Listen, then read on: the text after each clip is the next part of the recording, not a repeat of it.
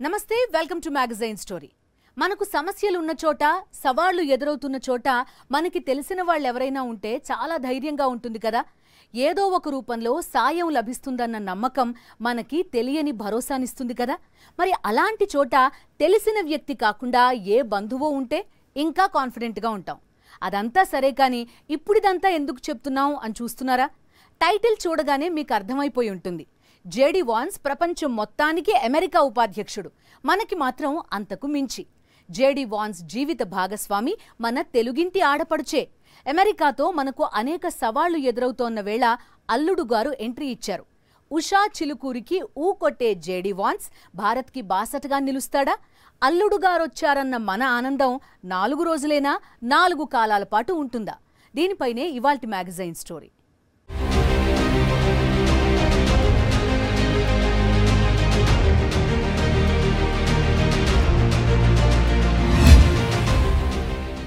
తమ్ముడు తమ్ముడే, పేకాట పేకాటే. ఈ సామెత మీకు తెలుసు కదా. భారత్ విషయంలో అమెరికా అధ్యక్షుడు ట్రంప్ తీరు ఇలానే ఉంది. భారత ప్రధాని నరేంద్ర మోదీ నాకు చాలా మంచి స్నేహితుడని ట్రంప్ పదే పదే చెప్తుంటారు. కానీ టారిఫ్ల దగ్గరకు వచ్చేసరికి స్నేహం స్నేహమే, సుంకాలు సుంకాలే అంటూ వాణిజ్య యుద్ధం చేస్తున్నారు.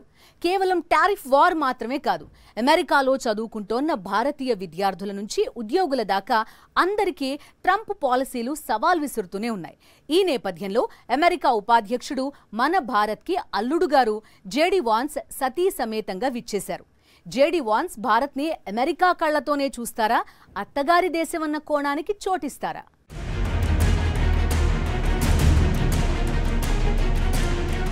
అమెరికా ఉపాధ్యక్షుడు జేడీ వాన్స్ భారత్లో పర్యటిస్తున్నారు.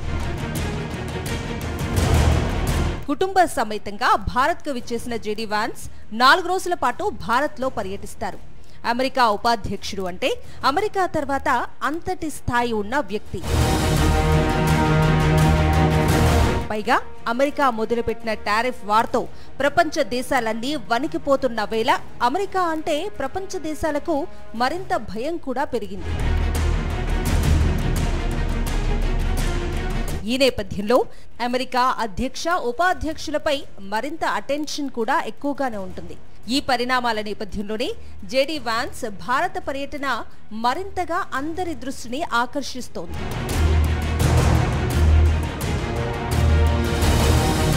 అదే సమయంలో జేడీ వాన్స్ కి భారత్ కి మధ్య ఉన్న సంబంధం 2 మిత్ర దేశాల మధ్య ఉన్న సంబంధం మాత్రమే కాదు, జేడీ వాన్స్ కి భారత్ తో చుట్టరికం ఉంది.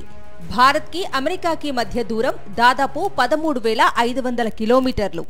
అంత దూరం ఉంది కాబట్టి అదేదో దూరపు చుట్టరికం అనుకునేరు, చాలా దగ్గరి చుట్టరికమే. జేడీ వాన్స్ సతీమణి ఉషా చిలుకూరి మన తెలుగుంటి ఆడపడుచు. సో మన తెలుగు వారికి, అలానే భారత్కి జేడీ వాన్స్ అల్లుడు. అమెరికా ఉపాధ్యక్షుడి హోదాలో జేడీ వాన్స్ తొలి భారత పర్యటన ఇది. ఒకవైపు ట్రంప్ నిర్ణయాలతో ప్రపంచవ్యాప్తంగా ఆర్థిక అనిశ్చితి నెలకొన్న సమయంలో అమెరికా ఉపాధ్యక్షుడు జేడీ వాన్స్ భారత్లో అధికారిక పర్యటన చేస్తున్నారు. జేడీ వాన్స్ భారత్ని అమెరికా కళ్ళతోనే చూస్తారా, అత్తగారి దేశమన్న కోణానికి చోటిస్తారా? ఇప్పుడు ఈ చర్చ జేడీ వాన్స్ పర్యటనని మరింత ఆసక్తికరంగా మార్చేసింది.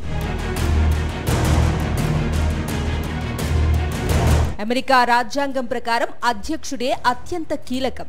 అందులోనూ ట్రంప్ లాంటి వ్యక్తి అధ్యక్షుడి స్థానంలో ఉన్న తర్వాత ఉపాధ్యక్షుడు కేవలం ప్రోటోకాల్ మర్యాదలకే పరిమితం కావాలి. కానీ జేడీ వాన్స్ మాత్రం అందుకు విరుద్ధంగా తన ఉనికిని చాటుకుంటున్నారు. అదే సమయంలో ట్రంప్ కూడా జేడీ వాన్స్ కి ప్రాధాన్యత ఇస్తున్నారు. అత్యంత కీలకమైన అంశాల్లోనూ జేడీ వాన్స్ నేనున్నాను అంటున్నారు. ట్రంప్ ప్రభుత్వం ఏర్పడి ఇంకా 100 రోజులు కూడా కాలేదు. ఈ తక్కువ సమయంలోనే ఉపాధ్యక్షుడిగా జేడీ వాన్స్ అందరి దృష్టిని ఆకర్షించటం చిన్న విషయం కాదని, ట్రంప్ నిర్ణయాలను సైతం జేడీ వాన్స్ ప్రభావితం చేయగలుగుతున్నారని పరిశీలకులు విశ్లేషిస్తున్నారు. యుక్రెయిన్ అధ్యక్షుడు జెలెన్స్కీ అమెరికా పర్యటన ప్రపంచవ్యాప్తంగా ఎంత కలకలం రేపిందో ప్రత్యేకంగా చెప్పక్కర్లేదు. ట్రంప్తో జెలెన్స్కీ వ్యవహరించిన తీరు ఆయన్ని హీరోని చేసేసింది. ఓవల్ ఆఫీస్లో అంతర్జాతీయ మీడియా ముందు అమెరికా అధ్యక్షుడితో జెలెన్స్కీ ధైర్యంగా వాదించిన తీరు, విభేదించిన తీరు ఎంతో ప్రశంసలు అందుకుంది. అదే సమయంలో ట్రంప్ అమెరికా ఇమేజ్ ని డ్యామేజ్ చేశారని, 4 గోడల మధ్య జరగాల్సిన చర్చని మీడియా ముందు పెట్టేశారన్న విమర్శలు కూడా బలంగా వచ్చాయి. అయితే ఆ సమయంలో ట్రంప్ తో పాటుగా జేడీ వాన్స్ కూడా ఉన్నారు. కేవలం ఉండటం మాత్రమే కాదు, జెలెన్స్కీతో జేడీ వాన్స్ వాదించారు. నిజానికి మేము మీకెంత చేసినా మీరు కనీసం అమెరికాకు కృతజ్ఞతలు చెప్పటం లేదంటూ జెలెన్స్కీని ఉద్దేశించి జేడీ వాన్స్ చేసిన వ్యాఖ్యలు ఆ సమావేశంలో అమెరికాని కాస్త సానుకూలంగా చూపించాయని, లేకపోతే ట్రంప్ కి అమెరికా ఇమేజ్ కి మరింత డ్యామేజ్ జరిగేదన్న విశ్లేషణలు కూడా వినిపించాయి. I'm talking about the kind of diplomacy that's going to end the destruction of your country. Yes, but if you are not strong... Mr. President, with respect, I think it's disrespectful for you to come into the Oval Office and try to litigate this in front of the American media. Right now, you guys are going around and forcing conscripts to the front lines because you have manpower problems. You should be thanking the President for trying to bring an end to this conflict. Have you ever been to Ukraine that you say what problems we have? I have been to. Come once. I've actually watched and seen the stories, and I know what happens is you bring people, you bring them on a propaganda tour, Mr. President. Thank you once. This entire meeting? No, in this entire meeting, have you said thank you? You went to Pennsylvania and campaigned for the opposition in October. Offer some words of appreciation for the United States of America and the President who's trying to save your country. Trump పాలనలో, Trump నిర్ణయాల్లో JD Vance పాత్ర నామమాత్రం కాదని చెప్పటానికి ఈ తక్కువ సమయంలోనే అనేక ఉదాహరణలు ఉన్నాయి. నిజానికి రిపబ్లికన్ పార్టీలో ట్రంప్ను వ్యతిరేకించే కొద్ది మందిలో ఒకరిగా గతంలో జేడీ వాన్స్ ఉండేవారు. దేవుడా, ఈ ట్రంప్ ఎంతటి మూర్ఖుడో అని గతంలో అనేక సార్లు వ్యాఖ్యానించారు. చివరికి ట్రంప్ ని అమెరికా హిట్లర్ గా అభివర్ణించేదాకా జేడీ వాన్స్ వెళ్లారు. దేశ శ్రామిక వర్గానికి భవిష్యత్తుపై ఆశ, ఆర్థికంగా ఎదిగేందుకు అవకాశాలు కల్పించడం లేదని తొలిసారి ట్రంప్ పాలనపై వాన్స్ విమర్శలు చేశారు. అలాంటి వాన్స్ ఆ తర్వాత కాలంలో ట్రంప్ కి గట్టి మద్దతుదారుడిగా మారిపోయారు. ఆ తర్వాత ట్రంప్ రన్నింగ్ మేట్ అయిపోయారు. ఎన్నికల సమరంలో ట్రంప్ కి అన్ని విధాలుగా సపోర్ట్ గా నిలవటమే కాదు, అన్నీ కుదిరితే 2028లో రిపబ్లికన్ పార్టీ అధ్యక్ష అభ్యర్థి జేడీ వాన్సే అని అంతర్జాతీయ వ్యవహారాల నిపుణులు విశ్లేషిస్తున్నారు. జేడీ వాన్స్ ది ఆసక్తికర నేపథ్యం: మాజీ సైనికుడు, విజయవంతమైన వెంచర్ క్యాపిటలిస్ట్, బెస్ట్ సెల్లర్ గా నిలిచిన పుస్తక రచయిత, రాజకీయ నాయకుడు. ఇలా ఆయన వ్యక్తిత్వానికి ఎన్నో పార్శ్వాలున్నాయి. వాన్స్ ఓహియో మిడిల్ టౌన్ లో అత్యంత సాధారణ కుటుంబంలో పుట్టారు. ఆయన అసలు పేరు జేమ్స్ డొనాల్డ్ బోమన్. తల్లి డ్రగ్స్ కు బానిస. వాన్స్ పసిపిల్లాడిగా ఉండగానే తండ్రి కుటుంబాన్ని వదిలేసి వెళ్లిపోయారు. తాత, అమ్మమ్మే ఆయన్ను పెంచి పెద్ద చేశారు. దాంతో వాళ్లనే తల్లిదండ్రులుగా పిలిచేవారు. 2022లో వాన్స్ రాజకీయ రంగ ప్రవేశం చేశారు. ఓహియో నుంచి తొలిసారి సెనేటర్ గా గెలుపొందారు. అదంతా సులువుగా జరగలేదు. ట్రంప్ విమర్శకుడిగా ఉన్న ఇమేజ్ ఆయనకు పెద్ద అడ్డంకిగా మారింది. దాంతో ఆయనపై గతంలో చేసిన వ్యాఖ్యలకు క్షమాపణలు చెప్పేందుకు వాన్స్ ఏమాత్రం వెనుకాడలేదు. అలా ట్రంప్ ఆమోద ముద్ర పొంది సెనేటర్ అయ్యారు. ట్రంప్ మాదిరిగానే వాన్స్ కి కూడా అంతర్జాతీయ వ్యవహారాలపై దృఢమైన సొంత అభిప్రాయాలున్నాయి. అమెరికా ఫస్ట్ అన్న ట్రంప్ నినాదానికి ఆయన గట్టి మద్దతుదారు. వలసలు, వామపక్షవాదులే అమెరికాకు అతిపెద్ద ముప్పని వాన్స్ వాదిస్తూ ఉంటారు. గాజాతో యుద్ధం కోసం ఇజ్రాయెల్కు సైనిక సాయాన్ని బేషరతుగా కొనసాగించాలన్నది వాన్స్ వైఖరి. వ్యాపారపరంగా ఇతరాత్రా చైనాను అమెరికాకు గట్టి ప్రత్యర్థి దేశంగానే చూస్తారాయన. అంతర్జాతీయ వర్తక నిబంధనలను పాటించకపోతే అమెరికా క్యాపిటల్ మార్కెట్ నుంచి చైనాను దూరం పెట్టాలంటూ సెనేట్లో ఏకంగా బిల్లునే ప్రవేశపెట్టారు. ఇలా చెప్పుకుంటూ పోతే ఉపాధ్యక్షుడు కాకముందే ట్రంప్ ఆలోచన ధోరణిని అనేక సార్లు చట్టసభల వేదికగానే జేడీ వాన్స్ ప్రదర్శించారు. తన ఆలోచన విధానాలకు బాగా దగ్గరగా ఉండటం వల్లే తరచూ ట్రంప్ జేడీ వాన్స్ మీద జోక్స్ కట్ చేస్తూ ఉంటారు. For 4 years, we had almost no inflation, and when these characters took over, we went from no inflation to the worst inflation probably in the history of our country. So it's very interesting. Go ahead. Are you going to retaliate against me? And by the way, I have to speak of inflation. I love these socks. What's with these socks? It's in honor of the T-shirts. I'm trying to stay focused, but I'm very impressed with the VP's socks. JD Vance భారత పర్యటనని అల్లుడుగారొచ్చారన్న కోణంలోనే ఇటు తెలుగు వాళ్ళు, ఆ మాటకొస్తే అటు భారతీయులు చూస్తున్నారు. దీనికి కారణం Usha Chilukuri. America second lady Usha Chilukuri తెలుగింటి ఆడపడుచు. ఉషా తల్లిదండ్రులది ఆంధ్రప్రదేశ్. ఉష తాత రామశాస్త్రిది తూర్పుగోదావరి జిల్లా చాగల్లు మండలంలోని మార్కొండపాడు గ్రామం. రామశాస్త్రి రాజమండ్రిలో చదువుకుని చెన్నై వెళ్లారు. ఆయన కుమారుడే రాధాకృష్ణ చిలుకూరి. ఉషా తండ్రి చెన్నై నుంచి అమెరికా వెళ్లి స్థిరపడ్డారు.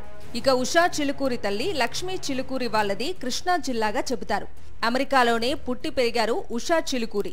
2013లో యేల్ లా స్కూల్లో చదివే సమయంలో తొలిసారి జేడీ వాన్స్ ను ఉషా కలిశారు.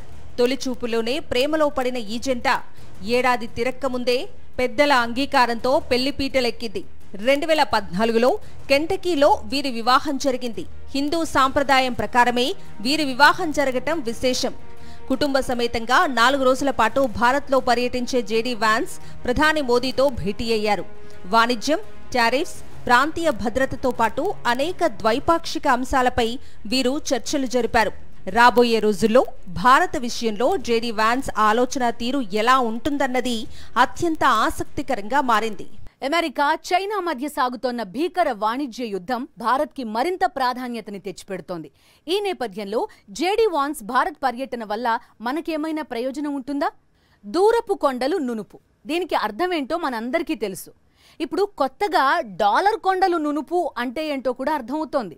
మనకే కాదు, ప్రపంచ దేశాలన్నింటికీ అర్థమవుతోంది. అమెరికా మీద అతి ప్రేమ, డాలర్ డ్రీమ్స్, జీవితంలో ఎదగడానికి అత్యున్నత అవకాశాలు, ఇవన్నీ డాలర్ డ్రీమ్స్కి కారణాలే. కానీ ఇప్పుడు డాలర్ డ్రీమ్స్లో ట్రంప్ పీడకలలు నాన్ స్టాప్గా వస్తున్నాయి. అమెరికాలో అడుగు పెట్టాలని నిన్నటిదాకా తెగ తహతహలాడిపోయిన విద్యార్థులు, సాంకేతిక నిపుణులు ఇప్పుడు అమెరికా పేరు చెప్తేనే అమ్మో అంటున్నారు. ఇక అమెరికాలో ఉంటోన్న భారతీయులను కష్టాలు వెంటాడుతూనే ఉన్నాయి. మరోవైపు అమెరికా మొదలుపెట్టిన టారిఫ్ వార్తో భారత్ ప్రాధాన్యత మరింత పెరుగుతోంది. ఎందుకంటే కొత్త మార్కెట్ కోసం తెగ వెతుకుతోన్న డ్రాగన్ కంట్రీకి భారత్ అత్యంత ప్రత్యేకంగా కనిపిస్తోంది. ఈ పరిణామాలన్నింటి మధ్య అమెరికా మనతో మరింత సౌమ్యంగా వ్యవహరిస్తున్నా జేడీ వాన్స్ పర్యటన అందుకు దోహదపడుతుందా?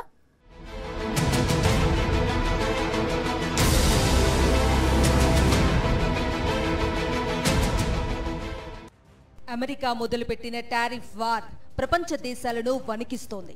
ప్రపంచవ్యాప్తంగా ఆర్థిక అనిశ్చితిని క్రియేట్ చేసింది.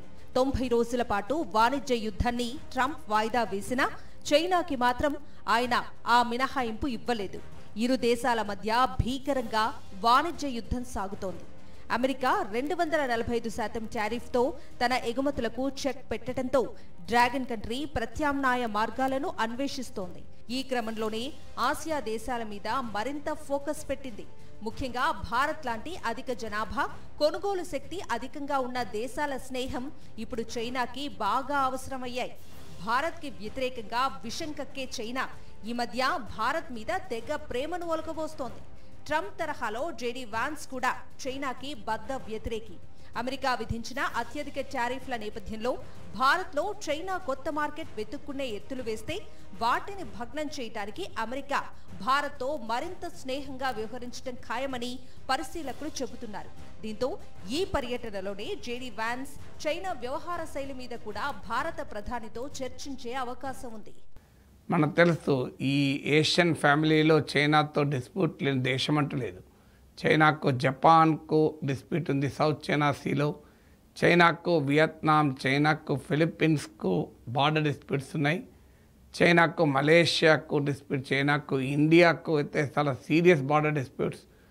Of course China Pakistan, China Afghanistan, ఈ చైనా తోని ఈ కంట్రీస్ కొంత మంచి రిలేషన్స్ ఉండొచ్చు. కానీ ఏషియాలో చాలా కంట్రీస్కు చైనాతో some or other border disputes, trade disputes, రకరకాల డిస్ప్యూట్స్ ఉన్నాయి. కానీ ఇప్పుడు చైనానే let us all live like a family అంటుంది. సో అందుకే తనకు ప్రత్యర్థిగా ఉన్న జపాన్, అమెరికా మిత్ర దేశాలైన జపాన్, సౌత్ కొరియాలతో కూడా చైనా చర్చ జరుపుతోంది. ఇండియాకైతే వీసాల వర్షం కురిపిస్తోంది. రికార్డు స్థాయిలో వీసాలు శాంక్షన్ అవుతున్నాయి. నియమ నిబంధనలు సడలిస్తున్నారు పీపుల్ టు పీపుల్ కాంటాక్ట్ పెట్టుకోవడానికి. చైనా ఇండియా మధ్య ట్రేడ్ విస్తరించాలని చైనా ప్రెసిడెంట్ మన ప్రధానమంత్రికి లేఖ రాశాడు. సో ఏ రకమైన రాయితీలకైనా సిద్ధమంటోంది. చైనా ఇండియా రిలేషన్షిప్ పెరగాల్సిన అవసరం చెప్తున్నారు. భారత్ చైనా మధ్య వాణిజ్య లోటు పెరుగుతూ పోతోంది. ఎలక్ట్రానిక్ ఉత్పత్తులు, సోలార్ సెల్స్, బ్యాటరీల దిగుమతుల్లో పెరుగుదల దీనికి ప్రధాన కారణంగా భావిస్తున్నారు. చైనా ఆధిపత్యం ఉన్న ఎలక్ట్రానిక్స్ ఉత్పత్తులు, ఎలక్ట్రిక్ వాహనాల బ్యాటరీలు, సోలార్ సెల్స్ వంటి వాటికి డిమాండ్ పెరగడంతో ఆ దేశం నుంచి దిగుమతులు 11.5% పెరిగాయి. అదే సమయంలో చైనాకు ఎగుమతులతో పోలిస్తే ఆ దేశానికి భారత్ ఎగుమతులు 14.5% తగ్గాయి. ఇది భారత వాణిజ్య లోటు రికార్డు స్థాయిలో పెరగటానికి దారితీసింది. ఈ లోటు గతంలో ఎప్పుడూ లేని విధంగా 8,46,000 కోట్ల రూపాయలకు చేరింది. అమెరికా విధించిన భారీ సుంకాలతో చైనా తన వస్తువులకు అమెరికా మార్కెట్ వెలుపల ఆల్టర్నేటివ్ మార్కెట్లను వెతుక్కునే పనిలో పడింది. ఈ క్రమంలో భారత్ చైనాకి అతిపెద్ద మార్కెట్గా కనిపించడం సహజమే. అయితే భారత మార్కెట్ మీద మరింత పట్టు సాధించేందుకు డంపింగ్ వ్యూహానికి చైనా పదును పెట్టే అవకాశం ఉందని పరిశీలకులు విశ్లేషిస్తున్నారు. మార్కెట్ ధర కన్నా తక్కువ రేటుకే ఉత్పత్తిదారుడు వస్తువును అమ్ముకుంటే దాన్ని డంపింగ్ అంటాం. భారత్లో మార్కెట్ని మరింత పెంచుకోవటానికి, అమెరికాలో పడిపోయిన మార్కెట్ ప్రభావాన్ని తగ్గించుకోవటానికి భారత్లో చైనా డంపింగ్ వ్యూహాన్ని అమలు చేసే ఛాన్స్ ఉందని మార్కెట్ నిపుణులు అంచనా వేస్తున్నారు. అదే జరిగితే భారత్లో తయారయ్యే ఉత్పత్తులకు సమస్యలు తప్పవు. ఈ పరిస్థితి తలెత్తకుండా చైనా దిగుమతులపై అధిక ట్యాక్స్లతో భారత్ చెక్ పెట్టొచ్చు. ఈ పరిస్థితిని అమెరికా నిశితంగా గమనిస్తోంది. నిజానికి ఆసియా దేశాలన్నింటితోనూ చైనాకి వివాదాలున్నాయి. కానీ ఇప్పుడు చైనా ఏషియన్ ఫ్యామిలీ అంటూ కొత్త రాగం అందుకుంది. దానికి కారణం ట్రంప్ టారిఫ్ల ఎఫెక్టే. ఇక భారతదేశానికైతే చైనా ఎనలేని ప్రాధాన్యత ఇస్తోంది. అయితే భారత్ మాత్రం చైనా విషయంలో ఒకే దూరాన్ని మెయింటైన్ చేస్తోంది. చైనా విషయంలో తాను అనుకున్నది జరగాలంటే భారత్ పాత్ర చాలా కీలకమని అమెరికా ఎంతవరకు గుర్తిస్తుందన్నది కీలక అంశంగా మారింది. చైనా మీద తొలి నుంచి ప్రత్యేక దృష్టి ఉంచిన జేడీ వాన్స్ ఈ పర్యటనతో భారత్కి భరోసా ఇచ్చే దిశగా ఆలోచన చేస్తారా అన్నది ఆసక్తికరంగా మారింది.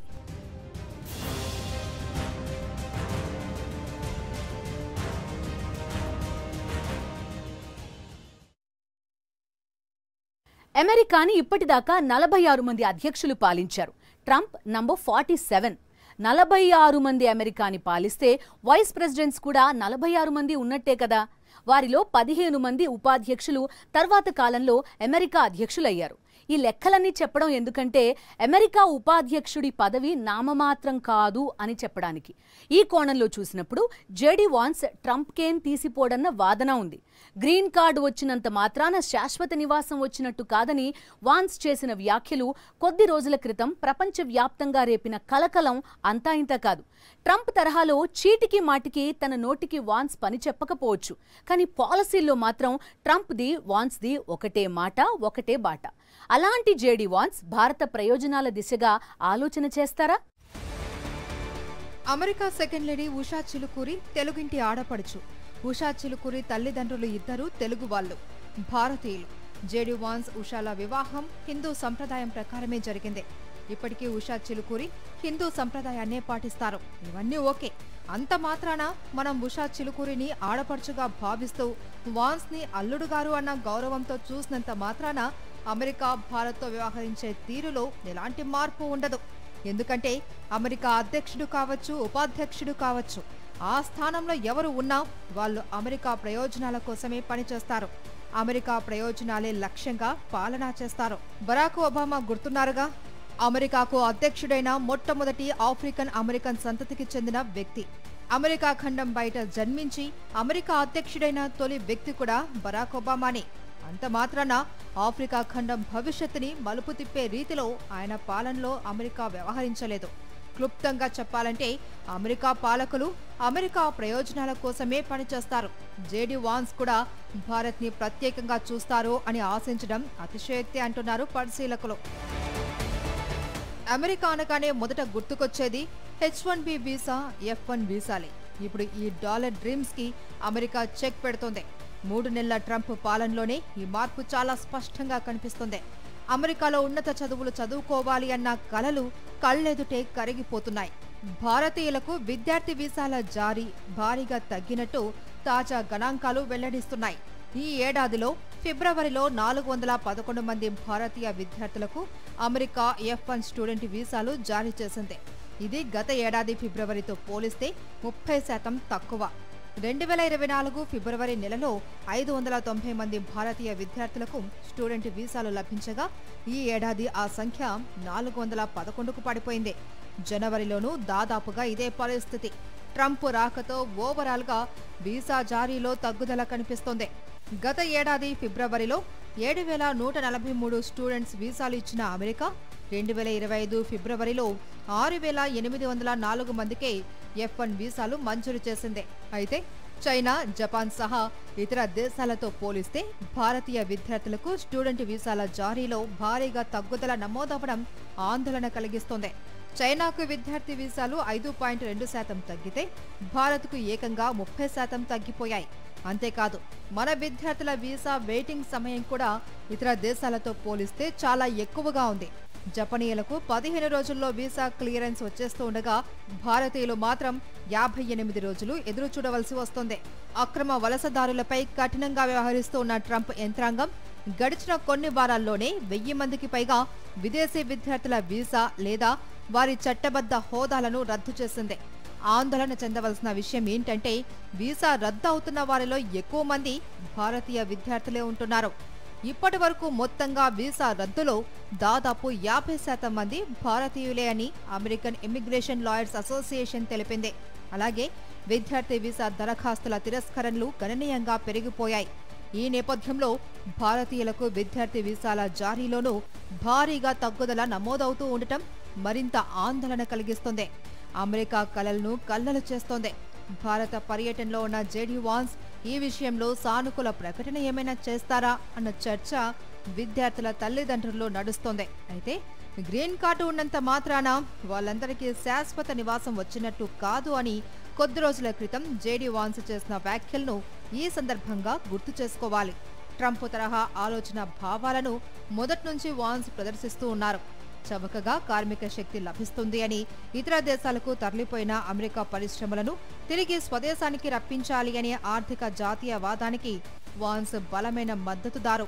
ఈ నేపథ్యంలో అమెరికా నుంచి భారత్కు ఎదురవుతున్న సవాళ్లని పరిష్కరించే దిశగా జేడీ వాన్స్ పర్యటన ఎంతవరకు దోహదపడుతుంది అన్నది చర్చనీయాంశంగా మారింది.